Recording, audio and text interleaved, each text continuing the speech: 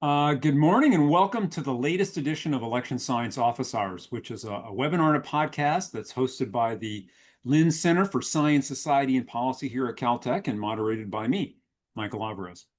You can find our archive that now has 22 episodes. Pretty cool. Available on YouTube, Spotify, and Apple Podcasts.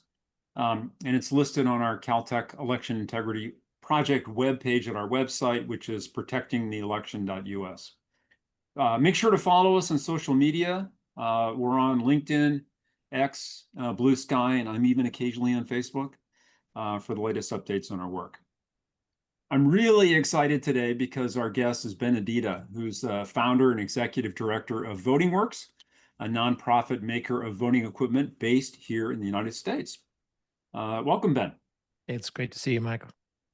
So Ben and I go way back to his time as a grad student at MIT, when his advisor was Ron Rivest, who was a former co-director of the Caltech MIT Voting Technology Project on the MIT side of the project. Dr. Rivest, or Ron as we know him better, is the R in RSA security, which is just a fundamental security protocol that we all use every minute of the day pretty much these days. And Ron is, a pioneer in cryptography and one of Ben's mentors, for those who may not know about Ben's past work or Ron's work either. So now back to Ben. Ben worked on voting technology since 1998, which is actually when I started working in the field too. So we started working in this area at the exact same moment in time, which is pretty exciting. Yeah. He's also got extensive experience in online identity, payment systems, health IT, security, privacy, and web architecture. Before he founded VotingWorks, Ben served as the VP of Engineering at Clever, the Director of Engineering at Square, Director of Engineering at Mozilla, research faculty at the Harvard Medical School and Children's Hospital, Boston, and a research fellow with the Center for Research on Computation Society at Harvard. As I mentioned earlier, Ben got his PhD from MIT's Cryptography and Information Sciences group. So Ben, welcome again, and thank you for being here with us this morning on Election Science Office Hours. It's great to see you. The more I do these, the longer the resume gets, the more I realize I'm just getting older. That's what's going on. So, you've got the gray in the beard. I've got it, on the side too. It's starting to show. I think you've earned the gray in your beard. Yeah, well, hopefully. So I wanted to start just for folks who may not know a lot about cryptography, because it was kind of remarkable. Last week I was talking in our research group meeting, and one of the students mentioned when I was saying, I'm going to be talking to Ben Adida next week. It's going to be a lot of fun. And she said, "What does cryptography have to do with voting?" So I thought we'd start there. What does cryptography have to do with voting? It's a great question, right? Because if you think about cryptography, you're thinking like, do you need to encrypt my vote? I don't really understand. Like, I feel like encrypting my vote would not be particularly useful, right? So I love that question because it fundamentally goes to the core of what cryptography is. Cryptography is in part about keeping communications secure and thus encrypting messages. But there's a whole part of cryptography that is a little broader than that and is more about the aspects of security and privacy and how you implement them with math, usually. And in particular, how do you resolve seemingly contradictory problems with math? So a seeming contradictory problem is, I would like to encrypt a message meant for you, Mike, and I want you to be able to decrypt it. I want nobody else to be able to decrypt it. And we might want it to be such that anybody can encrypt a message meant for you, but only you can decrypt it. And that is contradictory, right? It's like, how do you resolve those conflicting requirements? And that's really the science of cryptography in my mind, is resolving these conflicting requirements that have just enough feasibility that you can get them done. So in voting, the conflicting requirement is you want verifiability of the election by as many people as possible, hopefully the public, right?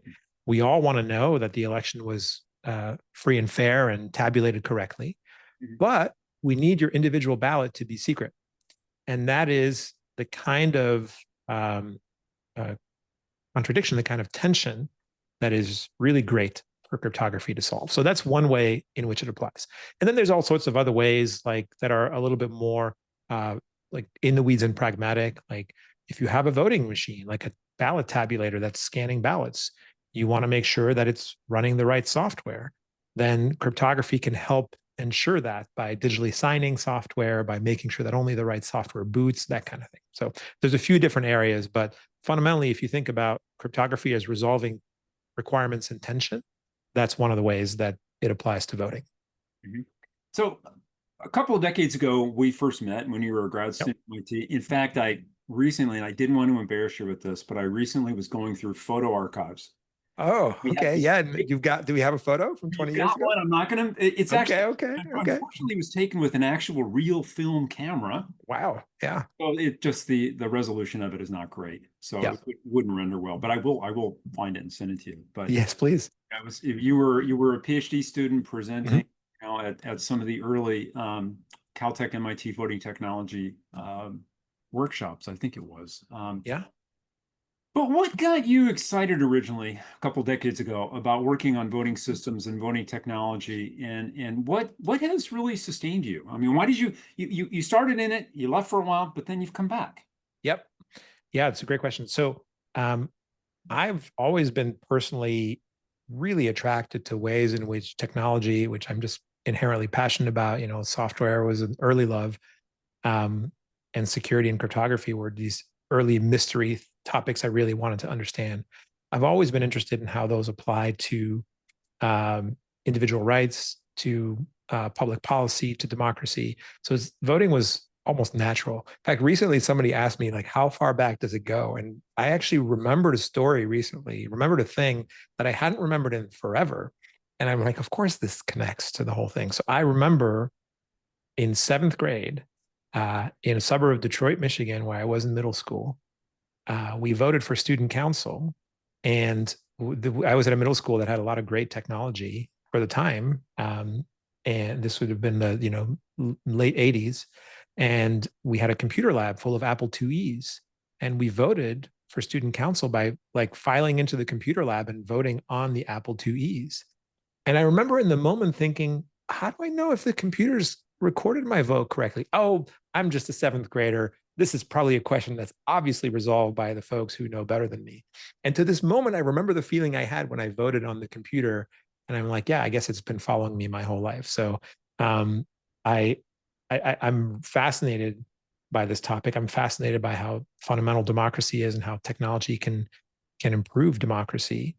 Um, and I took a break from it after my postdoc in like 2008, in part because I figured, we did a lot of good work at the Voting Technology Project. I'm sure the industry will soak up all that wonderful work that's been done, and the problems will solve themselves. And I'm going to go and work on other security and privacy problems. And I never fully got away. I would like usually give like a talk about voting maybe once a year, whatever company I was working at the time, as kind of this passion project thing.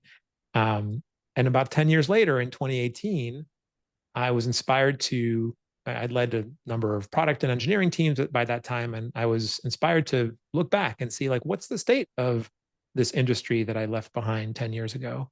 And very bluntly, I just was disappointed that I thought that, some recommendations had been taken into account. I think we improved a lot of the usability of ballots and vote by mail between 2008 and 2018, but fundamentally the tabulators and the voting machines I just didn't think were that much better.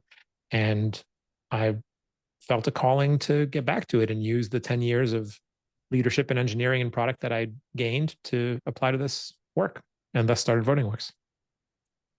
So, question about this though. So when I think back to that period, Yeah. right after the Voting Technology Project was founded, through about 2008, that was a Yeah. time when obviously there was I think a huge amount of work that was going on Yeah. across many fields, right, to try to improve voting systems. But as part of that, there was a lot of conflictual relationships that built up, just to, I think, be honest about it, especially between a lot of the academics and many of the election officials. Yep. Now you're trying to navigate this space now. Yep. How do you think that that has been resolved over the years? I mean, obviously, we were all kind of part of some of those conflictual debates about the security of voting systems and some of the Yeah. criticisms that were being leveled about the existing technology at the time. Um, how, Yeah, how, that's how do a you think we've rebuilt those relationships? Well, first, I mean, that's an excellent and really deep question, and I think is remains extremely pertinent today, right? And it's not just between academics and election administrators, but it's also between vendors and academics and vendors and election administrators and nonprofits like ours and for-profit vendors and all of that. So um, the I would say there's a fundamental oddity at the center of all this, which is everyone involved in this wants to make democracy better. It's Mhm. obvious. You don't spend time on this topic unless you're passionate about it. It's not exactly, a huge money making opportunity, or like it's like in the weeds on the academic side. Like you're doing this year after year because you really care. And yet, when there are different points of view, sometimes the factions attack each other like the other side is anti-democracy, like, oh well, if you think this, then you must not care about. And I think fundamentally as a community there's a lot of progress that's been made since the early 2000s, and the problems come back up every now and then still, right? There's still these moments where people are screaming at each other, and we're saying, but uh, let's all realize we actually all have the same goals, Mhm. right? I think the Voting Technology Project was hugely influential in setting this kind of baseline of information and communication with election administrators who, frankly, before 2000, at least from the computer science side, hadn't had a whole bunch of academics coming in and telling them what to do. But then post 2000, post 2002, 2003, 2004, suddenly there was this huge influx of computer security folks who are like, you're doing it all wrong. And if I'm an election administrator, I'm a little offended by that, right? Understandably, like, oh, you're coming out of the woodwork. You don't really know my job. You don't really know all the conflicting requirements. And you're telling me that I'm an idiot, right? I'm exaggerating a little bit, but that's kind of how it felt, right? Um, so, how has it changed? Well, I think that efforts like the Voting Technology Project and uh, and organizations like Verified Voting that worked to start talking to election administrators and build a consistent message around things that could improve the process whilst taking into account other requirements that election administrators have to think about. I think we're in a much better place. Um, but there's still moments where I look around and I'm like, everybody knows we've got the same goal, right? Like, let's not forget that. Mhm. I think it's a super important point. And I remember when, I first met Ron Rivest, Yeah. when the Voting Technology Project formed. I was kind of blown away because he was such an incredible figure in the field, right? He had this, incredible reputation both in technology and in academics. Real pioneering kind of person. He was one of the founders of the project. Um, but he was one of the most vocal skeptics of using some of these technologies in elections, That's right. in particular with the concept of voting online. Of course. Um, Yeah. and he was, Yeah. but he became, he was super influential in the development of verified voting systems, verifiable voting systems, but Yeah. also a skeptic. But what I loved about Ron was he approached these problems. Obviously he's brilliant, um, but he approached them in a very level way, and I think he had that passion, like you're saying, for democracy. Here's a guy who didn't have to work on something like this, No. and yet he did. Yeah. So as one of his And students. to connect to the point you were making, Yeah. I think Ron is one of the folks in this community who has shown a really good example of listening to different points of view, right? And maybe that's where you were going with this, right? But I feel very lucky that I got to learn from him, and I hope I do him right by in that sense. I hope I do right by listening to folks. And the obvious, to make this a little more concrete, like the communities that are in tension are things like the accessibility community, the Mhm. security community, election administration that has all sorts of practical constraints, right? Like there are legitimately requirements of free and fair elections that are really at odds with each other, and not all of them can be solved with cryptography. some of them have to be solved by listening, right? And really finding pragmatic Yeah. solutions. So yeah. No, that's exactly where I was going. Was Ron just had? I mean, I just learned a lot from him too. Just by how he approached Yeah. these kinds of conversations, where he obviously felt that a lot of things were just being done incorrectly, Yeah. and yet he always approached it in a very constructive way, and was a great listener and a great teacher, because I think he mentored both of us in this. That's right. Yeah. What do you think Ron's biggest contribution to this field of elections? Wow. Well, that's a tough one. Lots of contributions. I think the biggest contribution is I'll go meta here again, which is it's the meta contribution of just listening and finding pragmatic solutions and not being not letting perfect be the enemy of the good, you know. Um, Sometimes, having been an academic, I think I can do a little bit of knocking on the academic side. Sometimes on the academic side, there's this feeling of we have to look for theoretical perfection. But what when you implement systems, especially practical security systems, is that there's no such thing as perfection, and you have to find pragmatic ways to get good security, good accessibility, good resilience to real conditions, right? And I think Ron contributed a lot of creative technical solutions. Of course, that's what he's best known for, but fundamentally contributed like listening, listening to those requirements and deeply understanding that it's not a mathematical formula we're dealing with. It's like a real world, complicated logistical problem.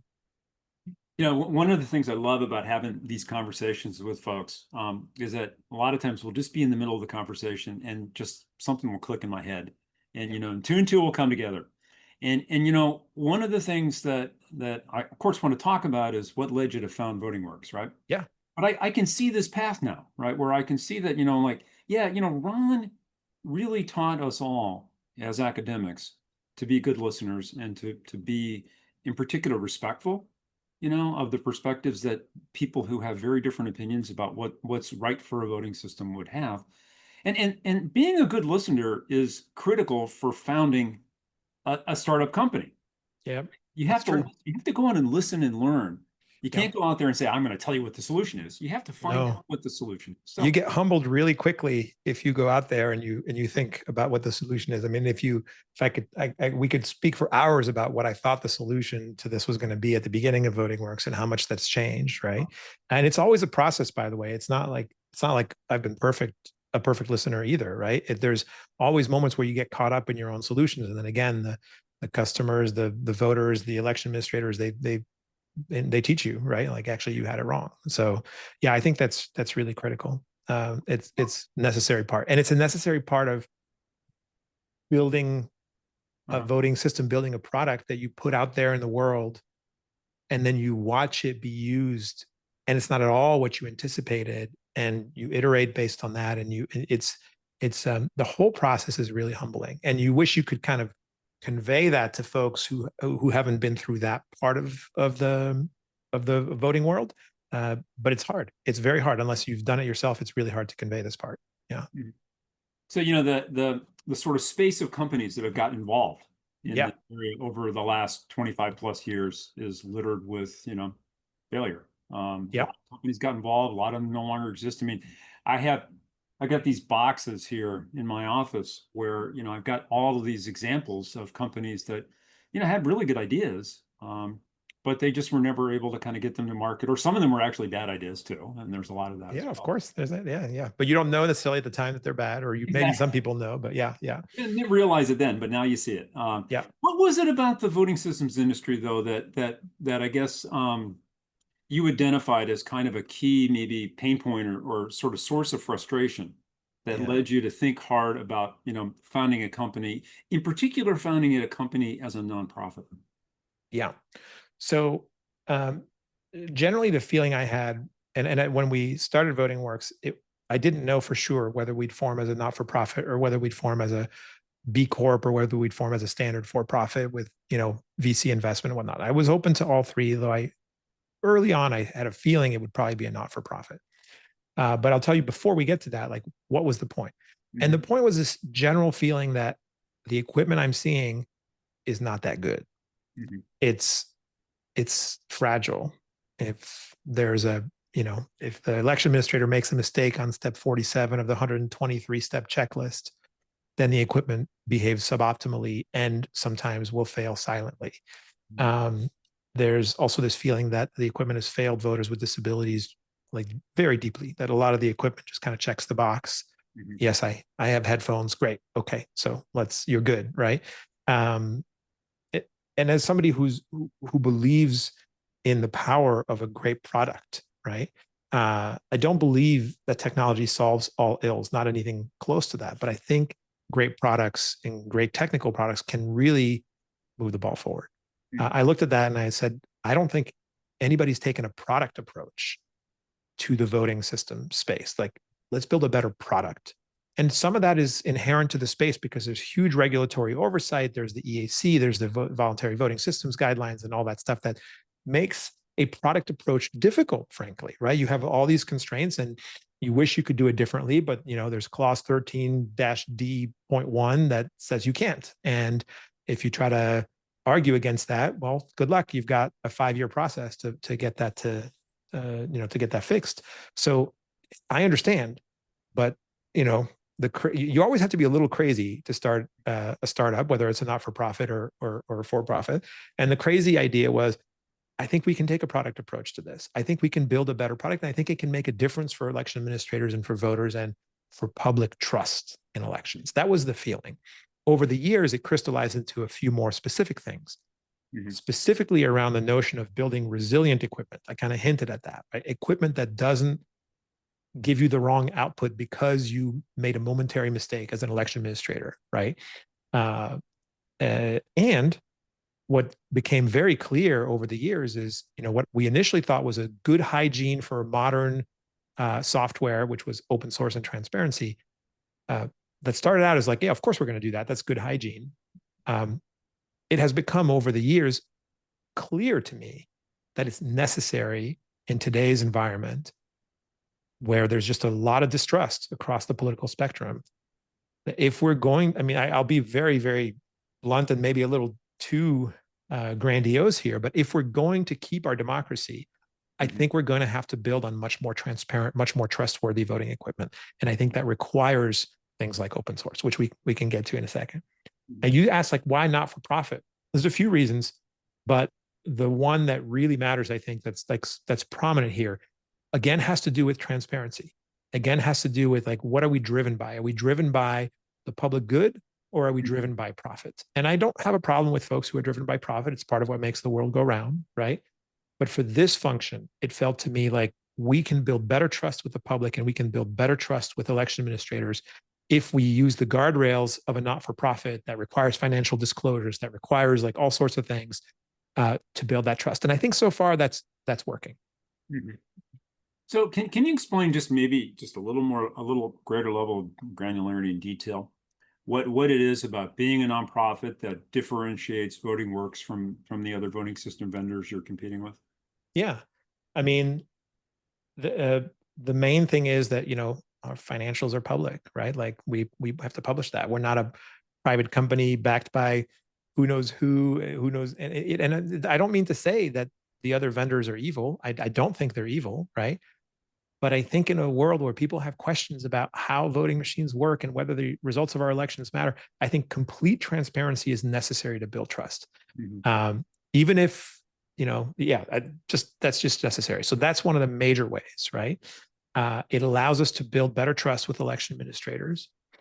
It allows us to not nickel and dime election administrators for like USB drives and memory cards and things like that, right? Because that's not our goal. We're of course we want to sustain ourselves as an organization, but we're not trying to maximize profit.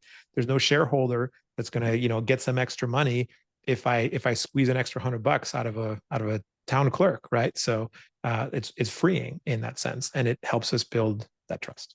That's the main difference. What are the disadvantages of organizing a business that way in this space? Mostly that folks are, that it sounds weird. Like, what? Are you going to give me a voting machine for free? No, I'm not giving you a voting machine for free, right? I think that's the main thing. It's when you come at in a field and you show up differently Mhm. than other vendors in the field, that's something for customers to work through. So on the flip side, for example, one of the decisions that we made very early on is that our voting system would be very clearly recognizable by any election administrator as that's a voting system, right? They would look at it, they'd be like, I recognize that it's not like a weird spaceship from outer space on the blockchain, right? Like it's not that. It's like a voting system that I know how to use.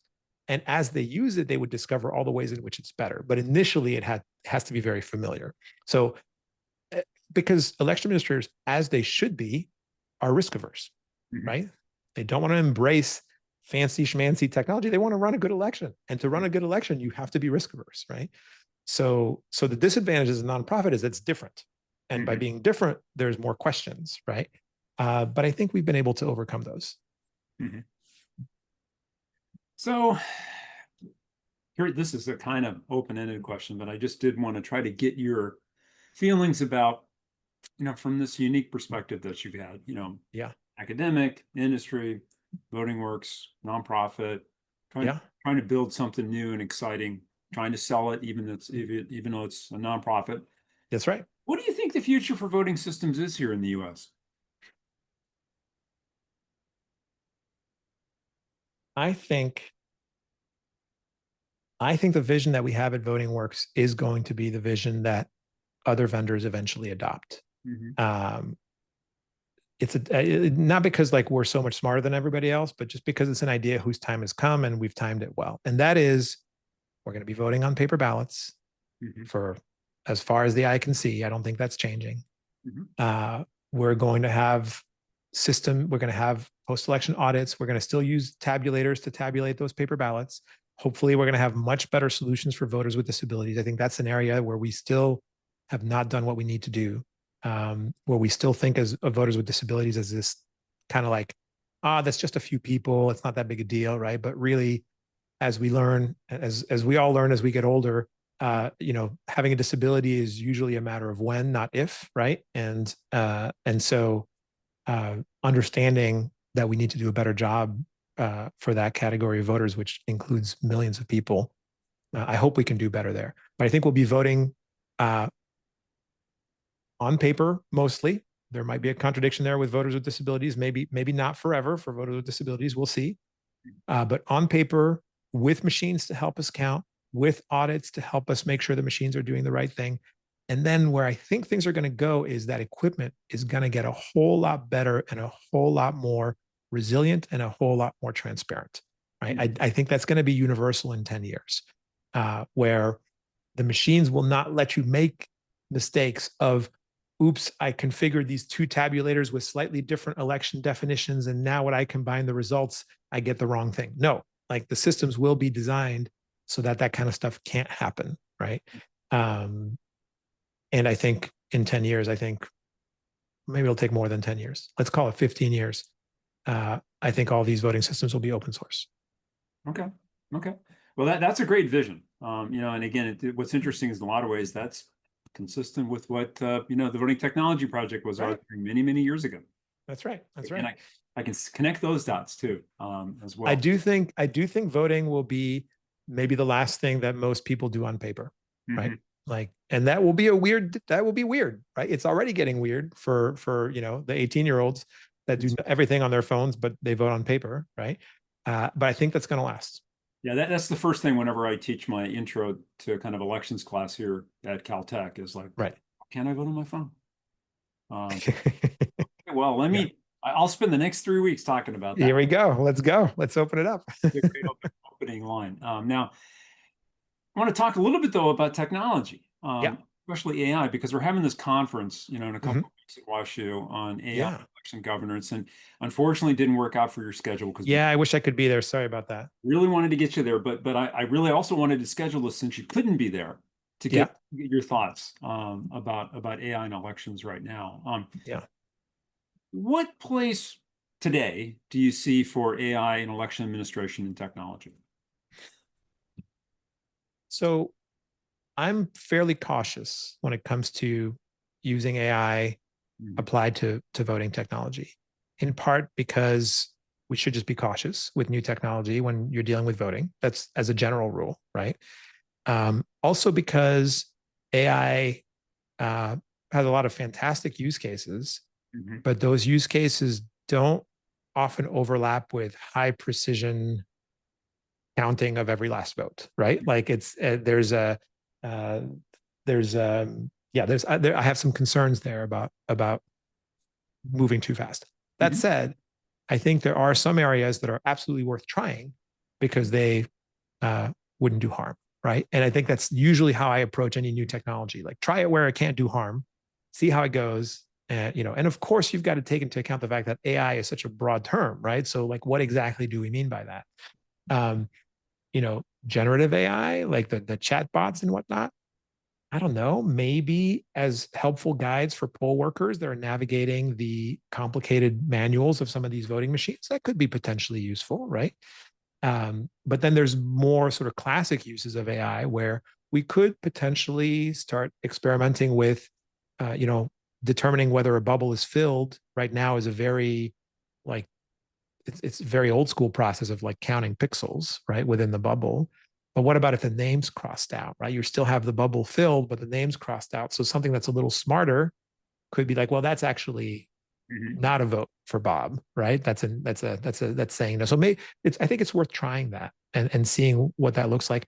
And probably the safe place to try that is after the fact in an audit situation, right? Not immediately in the tabulator, but after the fact, look at ballot images, review them, see if the AI can flag places where the dumb machine, which is what we have right now, is making a mistake compared to voter intent. So getting a better sense of voter intent. There's places for AI that I think are very clear for um, voters with disabilities, whether it's the new speech synthesis models that are really strong and provide much more natural human voice, um, or even potentially voice recognition, right? If that's an interface that folks want to explore. So those are the areas where I think it's worth trying and Mm-hmm. seeing what can come of it. Of course, I do think there are some pretty good uses for AI for software developers for Mm-hmm. generating code, as long as it's reviewed by humans, as long as you do like the proper process, and that could potentially accelerate things like customization of voting systems for different state rules and things like that. So those are kind of the areas, but you can hear from how I'm describing them that they're all like really safe to try, right? And I'd be a little more skittish about going all in too quickly. Right. So one of the things I was just thinking though when I was listening was you've mentioned resilient voting systems a number of times. Yes. Yes. Is there a role for AI in helping to develop more resilient voting systems? I don't know. That's a good question. I think of resiliency as like, I want to, I would like to see the testing labs and Hmm. the EAC think about what makes a resilient voting system and like putting a product through its paces in unexpected conditions. And actually, they kind of do that on the hardware side a little bit by looking at emissions and electrical testing and things like that. Like, well, how does the equipment react to various electromagnetic conditions? They don't do as much of that on the software front. How does the software react to these weird conditions or whatnot? Whether AI plays a role in that, possibly. And it's not an obvious slam dunk, but I could be missing something. Yeah, I was just like robots testing voting machines, right? Yeah, maybe in that sense. I mean, we do one of the things we pride ourselves on at VotingWorks is we've built a tremendous amount of automated testing and test coverage Right. to make sure that the code is really robust. Hmm. And maybe you're right. Maybe using a little bit of a smart model for the automated testing that like introduces some variability. Yeah, that could be useful. And also quite safe to try because if the AI does something stupid, okay, that's just a stupid test and it's not that big a deal, right? So yeah. Yeah, and it can learn from doing and possibly explore areas, potential problems that maybe we just don't see. Yeah, absolutely. So Yeah. how are you all at VotingWorks using AI right now? Um, some of the engineers are using it to do code reviews Mhm. and to, do like what I would call smart autocomplete, right? Which is, you're typing repetitive code and it knows how to do that. And we've looked a little bit, we started experimenting with what would it look like to generate, to build small features with it. Um, we don't have a mandate to use AI. We don't have a ban on it. It's, I think at this point, my take on these things is the tools are available if folks want to try them. We maintain strong guardrails with code reviews and security reviews. And then within that, let the engineers pick the tools that make sense for them. So I expect to see some experimentation there, some trial and error, but not like a broad policy one way or the other. Okay. Yeah, I was going to ask you about that too, because organizations, including Caltech, we're Yeah, grappling with building policies about how appropriate uses for AI. So it sounds like absolutely. you're pretty agnostic about it, as long as there's human review. Yeah, I mean that I'm absolutely not agnostic about. I've done some vibe coding myself, or maybe to try things out, and I think there's some really interesting, powerful use cases, but absolutely have to review, especially for security. And now, additional reviews by AIs are great. Like you have a human review it, have the AI bot review it, fantastic, right? Right. All around. But yeah, I'm cautiously optimistic, and I think voting systems is not the place where you push the envelope too far on this stuff. It's the place where you keep it safe to try. Yeah. Yeah. You said risk averse. I think that is something that I've learned over the years, right? This is an area Yeah, where we definitely want to be risk averse because we did not want an election to go wrong. that's right. You got to pick the places where you want to innovate and push the envelope. And we want to innovate on products that are particularly easy to use, particularly resilient. Um, AI is not necessarily the place where we feel the need to push. But again, I think there's a couple areas that are worth exploring because we're starting to see more counties that want to publish ballot images, Mhm. publish cast vote records, et cetera. And there are potential complications to that in terms of voter privacy that we need to consider. But if it's happening, then maybe there's some great uses of AI to do high scale audits and highlight, oh, maybe this ballot was wrongly interpreted. There's always a human that can check afterwards, right? Mhm. So um, yeah, there's definitely some areas that are always worth experimenting as long as you've got the guardrails. Certainly, yeah. And I think some of the things you mentioned are consistent with things we're starting to see emerge, using AI for, voter information, using AI to Yes. maybe, kind of automate some of the more rudimentary tasks that election officials and poll workers have to do, like training, Yeah. using it for auditing, perhaps using it Yeah. perhaps in certain situations for testing of code Yep. in voting Yep. systems. The one thing I haven't really heard anybody talk about, which I think is a really great idea, is starting to explore how we can use AI with accessibility and to help voters with disabilities. I think Yep. that's a really, really open area that I do think is a really brilliant idea, Ben. Absolutely. And then you asked how we do that. Like we do use modern voice models Mhm. for speech on our voting systems, which means that we've got some of the best speech for voters with disabilities. But that's obvious. It's very straightforward. It's a category of AI that's not where the risk is very low. You're not spinning out of control and hallucinating outcomes. Um, and yeah, I agree with you. I think that's an important one, a really Yeah, important one. this does seem like low-hanging fruit, but just Mhm. really Yeah, important. It's a great idea. yeah. So do you have any like a specific research area or some sort of very specific project that you're really excited about with respect to, building out something cool in the future for VotingWorks? So I'm not sure I would call it research, maybe like applied research. We don't do a ton of research at VotingWorks. But we do a lot of applied research where we take modern software methods and apply them to voting systems. There's a number that I'm excited about. We're working on something for election results reporting Mhm. that we think could be a real game changer in terms of making that easy. We've also worked on um, automatic ballot design that you click a button and you get your ballot designed according to the Center for Civic Design's Mhm. recommendations, right? And we think we've got those features are fantastic. And again, that's not like there's nothing dramatically novel here Mhm. except assembling some really cool ideas in the right way. Mhm. That's what I get excited about. And when we put it's it's hard to overstate how exciting and fulfilling it is to put one of these features in front of an election administrator, which we get to do on a regular basis now, right? Like we got 30% of New Hampshire that are using our tabulators. We've just demoed to the state of Louisiana, the state of Oklahoma, and a bunch of other places in the state of Michigan. And to put some of the results reporting feature in front of them and show them how easy it is to get their precinct results aggregated at the county, and just watching eyes go wide as they realize that, oh my God, that's going to save me 3 hours at the end of the day. That's really what I get excited about now, more so than, the bleeding edge research that I maybe used to do 20 years ago. It's getting all that stuff into the product and as a feature. That's where I get excited.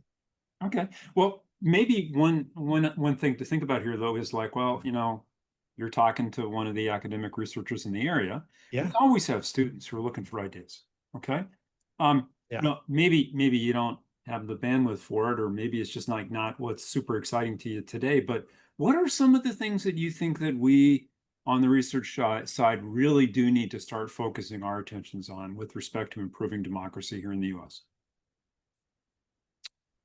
All right, I'm going to throw out a big challenge. I really don't know how to resolve this one. And to be, my background, it's more product and technology focused than it is. I increasingly worry that we have created a lose-lose situation for voters with disabilities with the mandatory paper ballot. That we have, I know why we have the paper ballot, of course, like we understand why it's necessary and all that. But if you talk to voters with disabilities or folks who advocate for them, they will tell you paper is the least accessible medium possible for those voters. And what does it mean to give a paper ballot to a blind voter who can't verify it directly themselves, and then to use that paper ballot as the substrate for an audit? Like we're kind of shielding ourselves from the uncomfortable reality here that a paper ballot for a blind voter is not a voter verified record of their vote. That worries me. And I think it requires some deep thinking, potentially some new ideas, potentially some challenging of, of some sacred cows, or as I mix my metaphors here. I would love to see folks really engaging in that conversation because again, I used to do this. When I heard voters with disabilities, I was like, yeah, this is an edge case. Yes, it's an edge case. It is not an edge case. A voter with disability is somebody who broke their wrists last week and now, can't fill out a paper ballot. It's somebody who just had cataract surgery and so they can't see the ballot in that moment, right? It's people getting older and not being able to read 8-point font, right? It's all of those things.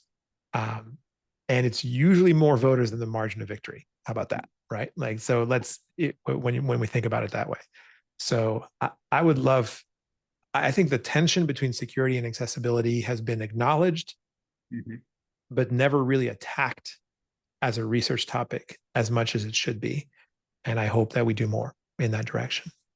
I think that's a fantastic suggestion, just as a general principle for what we should be focusing on, in the near term, as we look for ways to continue to improve, the use of technology, but also just improve elections for all Americans. Exactly. Before we close, I have one very specific question. I'm really excited to see your technology in action. Yes. Where would be the best place to do that? Is that New Hampshire or New Hampshire is the place that's adopted it the most broadly. That's on the other side of the country. I know. Well, California, we got to get through California state certification, which is its own thing. Yes. But in general, we are now we're I don't want to give a percentage here, but we are well on our way to federal certification to VVSG 2.0. We'll be one of the first vendors, probably the third vendor certified to that standard. And as a result, we've been showing our system fairly broadly at conferences starting this year. So certainly if you come to an election conference, you'll see us, you'll see our system. And maybe we should set up something at Caltech, Mike. And yeah, we should do that. That's a great idea. We're just a field trip to New Hampshire. Yeah. For an upcoming election. Yeah. So, I've eaten up a huge amount of your time, and your time is super valuable. Is there Is there something we haven't talked about that you wanted to talk about before we conclude?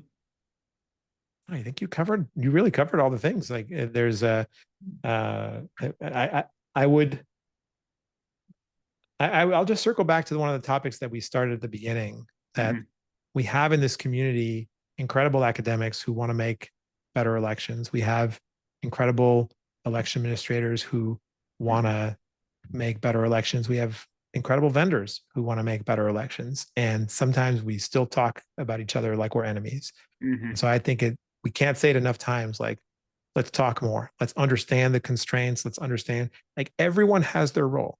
The academics can push the world forward with sometimes idealistic, but idealism matters, right? Goals and analyses. The election administrators ground us in what is feasible in the moment, right? And the vendors ground us in what is feasible technically and in the regulatory environment.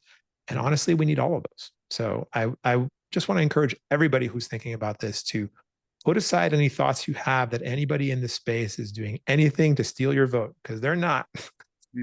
And let's all get together and talk more. Yeah, talk more, communicate, collaborate.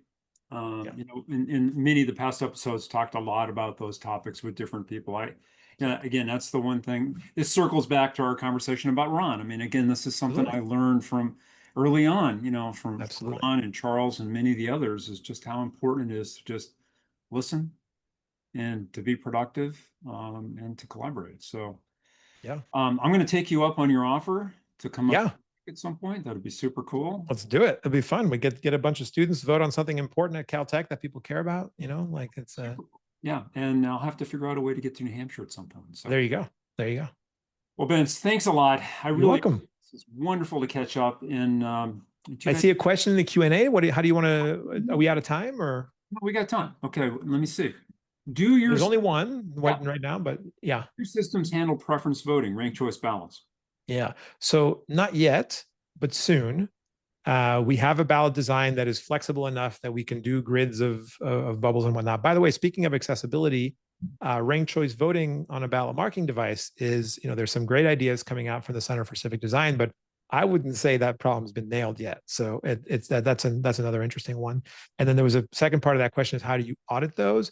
There are some really great risk limiting audit algorithms, some more modern algorithms that let you audit RCV. So I'm not worried about that part. VotingWorks will support RCV probably mid-26. Excellent. Okay. Well, I'm glad you caught that, because I didn't see that. No problem. Yeah. Great answer. Thank you. And thanks everybody who's been with us live. And again, thank you, Ben, for your time. Appreciate it. It's great seeing you. It's great to see you. All right. Take care. Okay.